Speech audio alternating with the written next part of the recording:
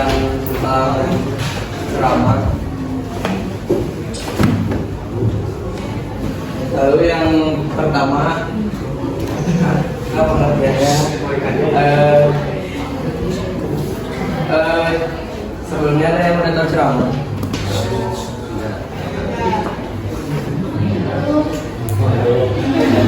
Ceramah atau apa biasanya dipahami?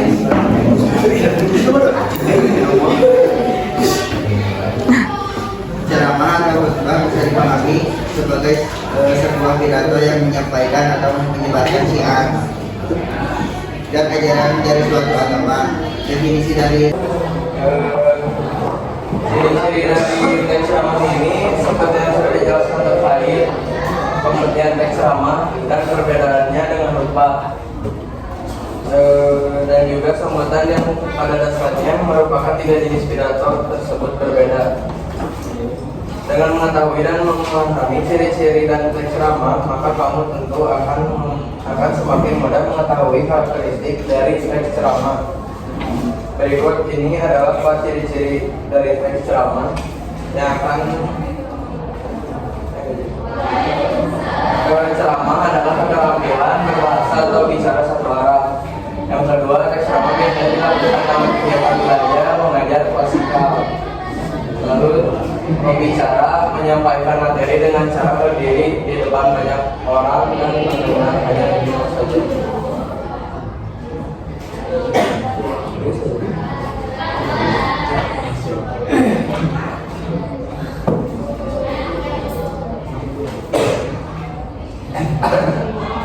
Lalu di sini ada unsur terbagi jadi 5 poin.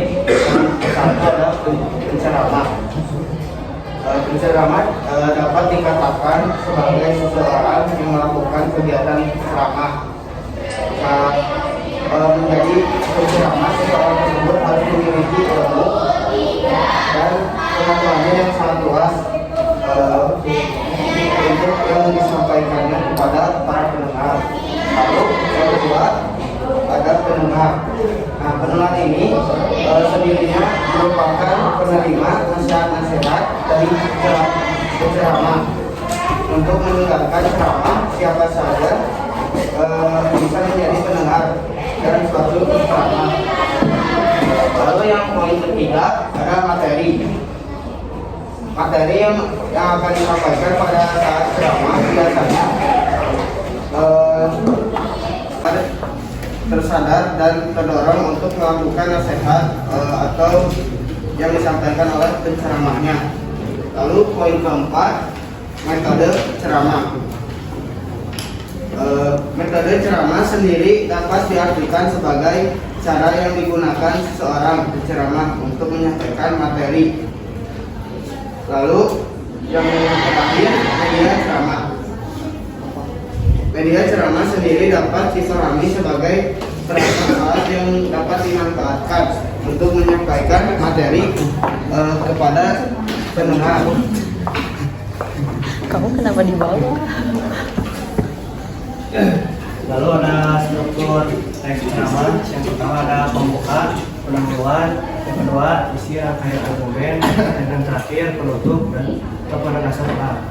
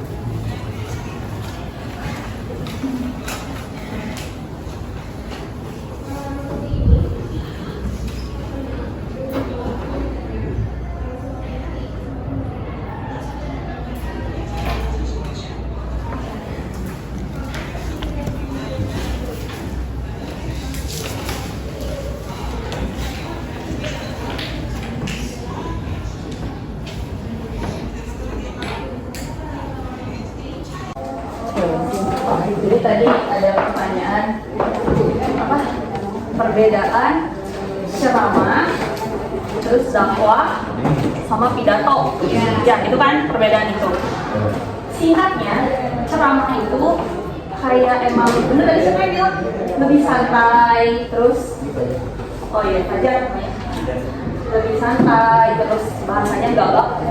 Kalau pidato kan pasti formal, bener nggak? Kayak pidato mau kampanye, misalnya pidato presidenan itu pasti formal. Kalau pidato pasti formal.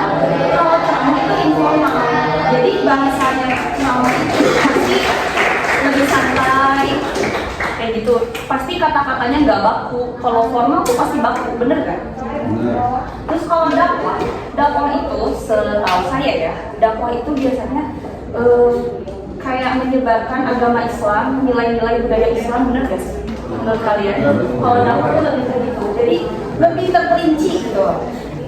Tujuannya tuh ada gitu, jadi satu tujuannya tuh biar menyebarkan agama Islam, nilai-nilai budaya Islam, misalnya, itu lebih dakwah.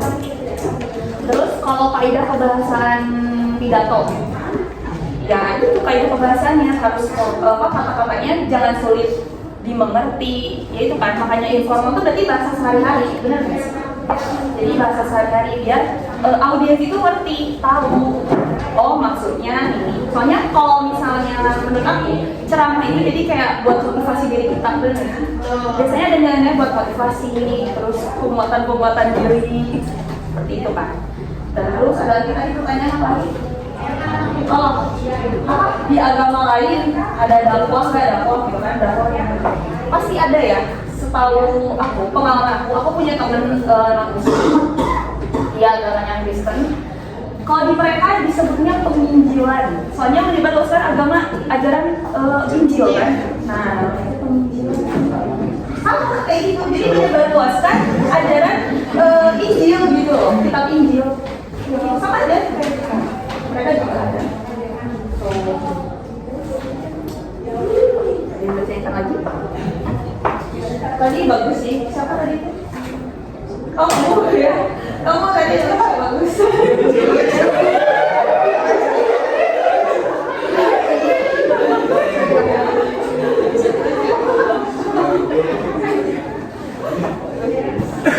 Ya kayak gitu. Ini pernah ada lomba ceramah, kayak gitu pernah nggak? Sering kan? Siapa yang udah pernah ceramah di sini? Ustaz ini jadi Kamu pernah ceramah?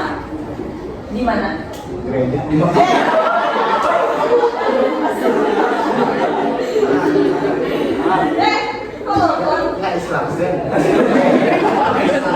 Jadi ke gereja, misalkan di mana pernah ceramah?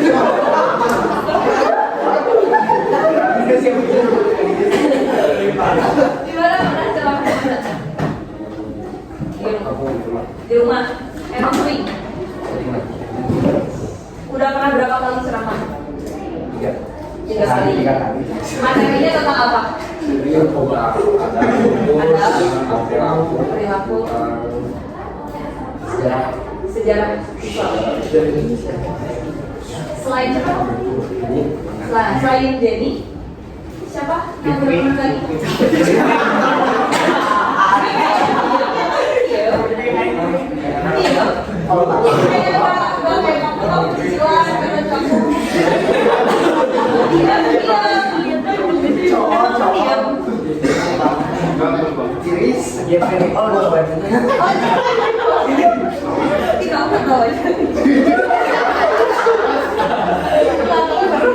Ibu biasa.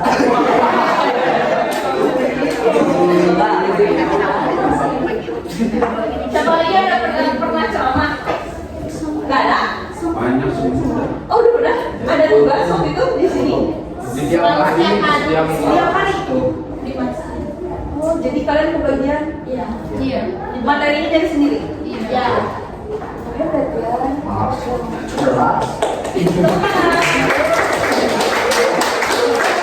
Iblis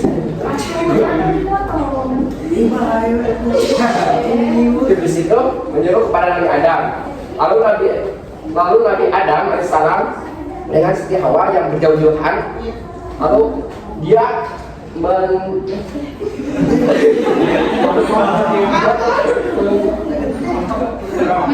saling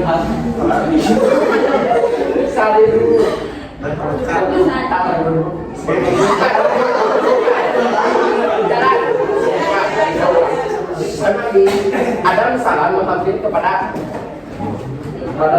Hawa.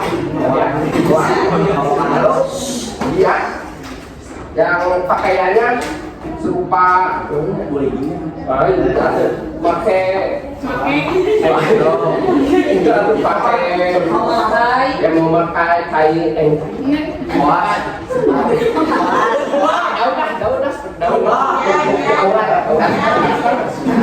Lalu Nabi Adam bersalam sama Siti Hawa itu berpelukan.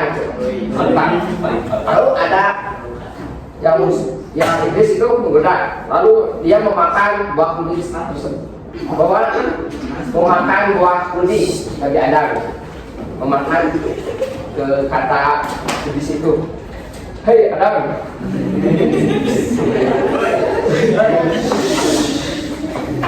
Nabi Adam sudah memakan, dia mual, memuntahi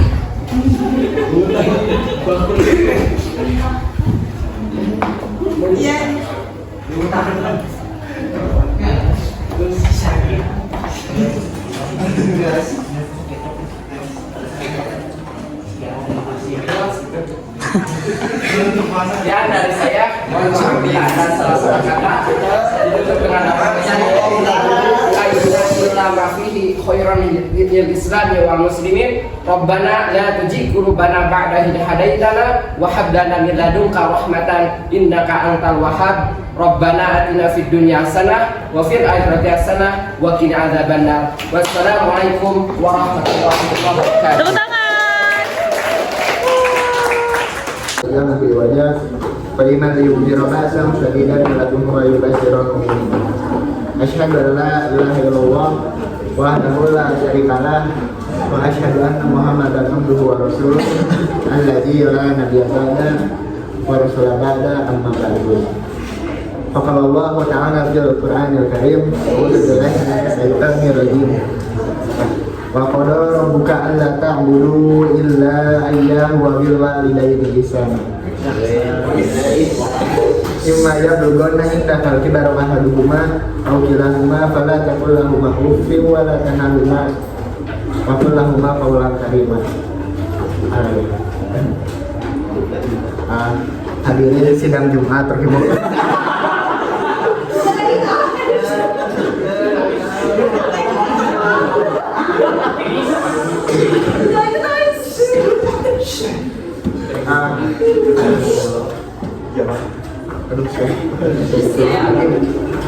Di sini saya akan membawakan materi yang berjudul tentang berbakti kepada orang tua.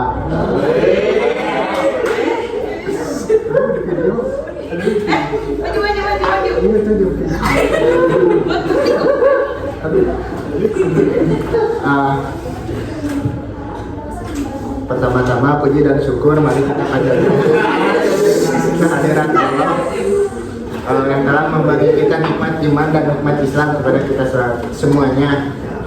Salawat serta salam tak lupa juga kita sampaikan kepada Nabi kita yaitu Nabi Muhammad SAW.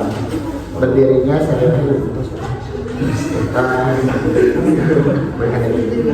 saya di sini, insya Allah akan menyampaikan beberapa hal tentang berbakti kepada orang tua. Kita harus berbakti kepada orang tua, karena kalau kita tidak berbakti kepada orang tua, kita akan masuk ke dalam neraka. Kalau kita membanggakan orang tua, maka kita akan disayang Allah. Janganlah kita terdorong ke dalam anak durhaka.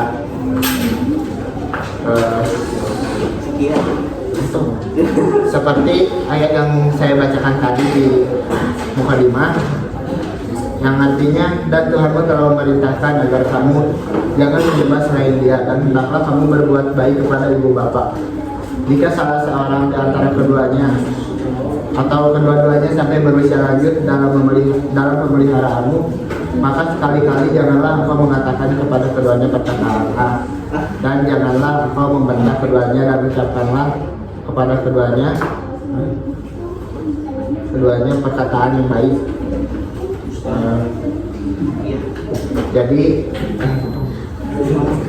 Jadi kita jangan durhaka ya. Mungkin sekian, ditutup saja dalam doa. Rabbana atina fid dunya hasanah wa fil akhirati hasanah wa qina adzabannar. Dah. Assalamualaikum.